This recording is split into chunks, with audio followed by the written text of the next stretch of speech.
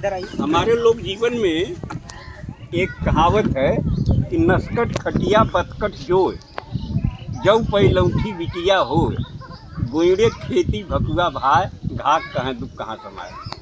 तो ये 3-4 चीज़ें कष्टकर है। इसी का थोड़ा सा विस्तार किया गया, एक नई बात मिल जाएगी।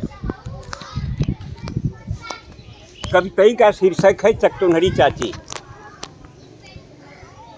इसको बहुत मंचों पर पढ़ा गया है, आकाशवाणी से पढ़ा गया, लोग पसंद करते हैं। वो शुरू करता है कि चकचोन्हरी चाची कहत रहल नस्कट खटिया दुखदाई हो, बतकट मेहरारू अगर मिलल तो रचको नहीं भलाई हो, गर गोइड़े खेती बारी हो, पीठी पर भकुआ भाई हो, तो जाने अपने पूर्वज का बिगड़ल कुछ कर्म कमाई हो। सुधई बुधई दुनों भाइन में प्रेम रहल, खूब पटत रहल, ये जहाँ रहल संतुष्ट रहल, जेहन जांगर से खटत रहल। लेकिन देवरान जेठानिन में दोनों में नाही बनत रहल, बिस्कुट बानी हर समय रहल, आए दिन झगड़ा ठनत रहल। जन्म जन्म के दुश्मन इस दोनों जन आँखी में खटकें, उन्हें देख चौका पटकें तो उन्हें देख बेलना झटकें। सुख दुख के बाँटब दूर भयल, बोलब चालब भी विष होइया, मुँह झोरा ऐसा लटकाई लिहिन रुख दोनों के 36 होइया। गभुराए गजब बोली बोले आपस में, दोनों जरई लगिन वो बरई लगिन, भीतर भीतर अपने दुल्हन के भरई लगिन।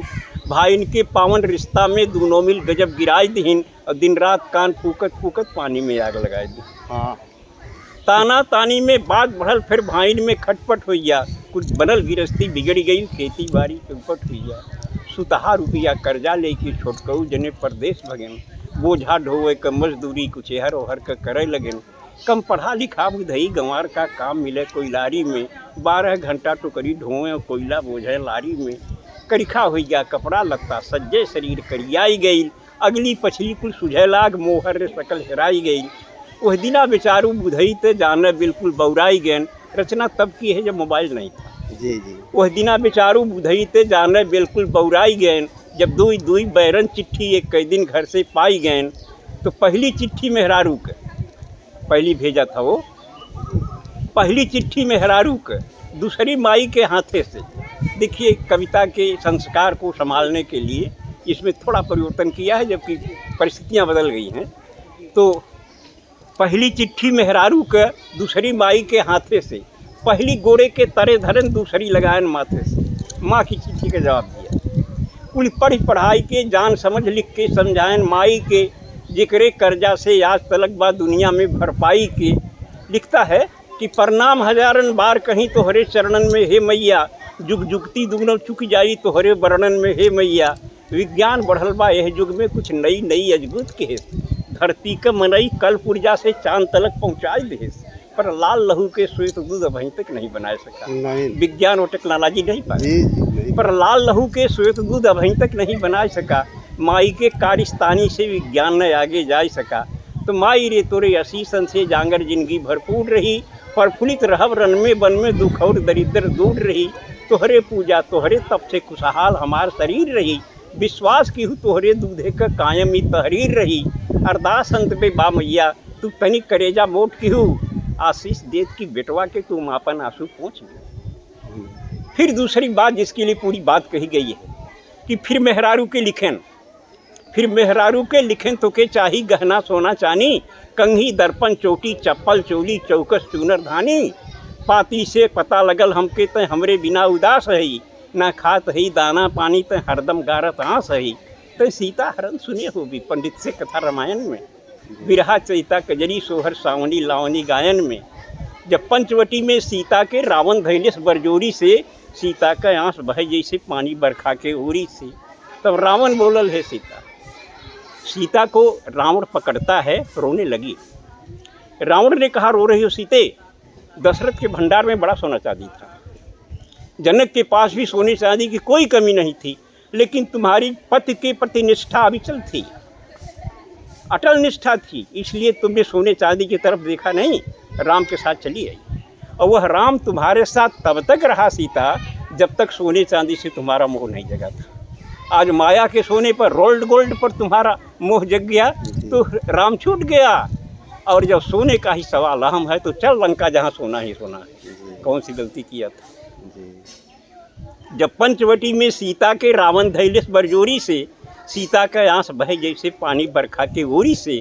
तब रावण बोलल, हे सीता, जब भयल राम वनवास रहल, दशरथ के महल अटारिन में सोनन का हास विलास रहल, लेकिन ना मोह भयल तोहके तब राज और राजधानी पर, तू लात मार के चली आऊ दशरथ के सोना चानी पर। तब पति का प्रेम मिलल सच्चा, कंडीशन थी। तब पति का प्रेम मिलल सच्चा, विश्वास राम में बना रहा, सोना का सूरत दूर रहल, विश्वास पति में घना रहा। माया का सोना हिरन देख जब लालच लोभ त्योहार बढ़ल, पति प्रेम भुलायल, सोना का जब विकट कपारे भूत चढ़ल, तो दुर्गत का पहरा आयल, किस्मत करम फूटल सीता। सोना के भारी लालच में लपट के साथ छूटल सीता। सोना का चाह तो है बाटे, तब तक बेकार कुल रोना हो, अब चला चली लंका नगरी जोने में सोने सोना। ये बात याद कर रावण का आवाज सही और सदा रही, सुख वही मिली उतने जितना किस्मत में जिक्र बदा रही। आगे भी जौने नारी के सोना के लालच धरे रही, छुट जाई ओकर राम सुन पति कबन ओकरे घरे रही। ई कहत कहत ड्यूटी आइल, बुधई झट बांध लेन पगड़ी, देखा तो आगे खड़ा रहा जोड़ी वाला लेके सगड़ी। अब गुरु जी वही हिंदी कविता एक बात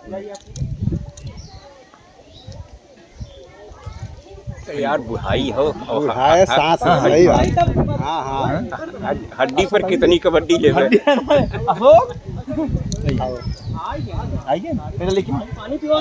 ठीक है, बैठिए, मैं सुना दे रहा हूँ। और नमामि गंगे कहाँ इस पर बहुत चल रहा है। सब लोगों ने अपनी अपनी और क्षमता के अनुसार, शैली के अनुसार कहा। अब लोक भाषा में सही नहीं, अब खड़ी में देखिए। घोर प्रदूषण से गंगा बौखलाई, सीधे स्वर्ग के सम्राट के द्वार पर आई, जोर से गुहार लगाई, दुहाई हो स्वर्ग के सम्राट की, मैं तो न घर की हुई घाट की। धरती स्वर्ग से मैं धरती का कलुष हरने गई थी, भगीरथ के पुरखों को शाप मुक्त करने गई थी, लेकिन अब मुझे अपने आप पर रोना आ रहा है, मेरा अस्तित्व ही डगमगा रहा है। देवराज बोले, गंगे तू कभी श्री हरिपद नख में समाई थी, ब्रह्मा के कमंडल में जगह बनाई थी, शिव के जटाजूट में भी लहराई थी, लेकिन जब विष्णु ने तुम्हें लात मार दिया, ब्रह्मा ने हाथ झाड़ लिया और शिव ने तुमको दिल दिमाग से उतार दिया, तभी तुम्हें तुम्हारी औकात बता दी गई, जब देवताओं का साथ छुड़ाकर तुम आदमी के साथ लगा दी गई। उतार दी गई, सही बात। तभी तुमको तुम्हारी औकात बता दी गई, जब देवताओं का साथ छुड़ाकर तुम आदमी के साथ लगा दी गई। गंगे, तो युगों से तुम धरती का कलुष पी रही हो, एक छटपटाहट भरी जिंदगी जी रही हो। आदमी नहीं जानता कि ये तुम्हारी विवशता है कि महानता, लेकिन इतना सच जरूर है, ये तुम आदमी का कलुष न पचाती, उसको उसके ही प्रदूषण से न बचाती, तो अब तक उसके पाप का घड़ा भर गया होता और अपने ही प्रदूषण के जहर से आदमी मर गया होता।